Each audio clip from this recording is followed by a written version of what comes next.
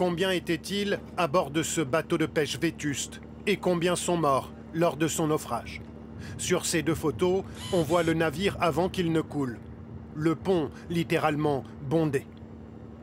Dans la nuit, les gardes-côtes grecs ramenaient de nouveaux cadavres. Impossible de dire combien de migrants ont perdu la vie lors de ce drame.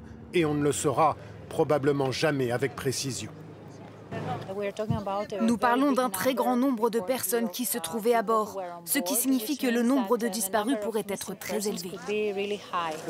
Jusqu'à présent, 104 personnes ont été secourues et ramenées à quai en Grèce, notamment à bord de ce yacht de luxe. 78 personnes sont officiellement mortes et des centaines d'autres sont toujours portées disparues.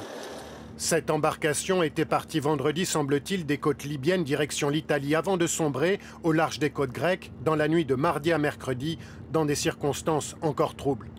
Les migrants ont passé de nombreux appels de détresse à une ONG. Cette conversation a été enregistrée quelques instants avant le drame alors qu'un navire marchand envoyait des bouteilles d'eau potable au bateau chargé de migrants.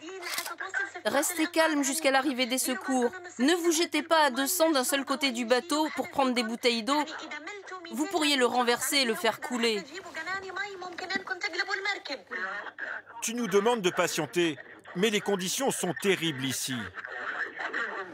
Les migrants auraient-ils pu être secourus avant que le bateau ne coule? Un avion de Frontex, l'agence européenne de surveillance des frontières, a survolé l'embarcation mardi midi. Mais le navire aurait refusé toute aide, selon les autorités grecques. Ce matin, les opérations de recherche se poursuivaient en mer pour essayer de retrouver d'éventuels survivants.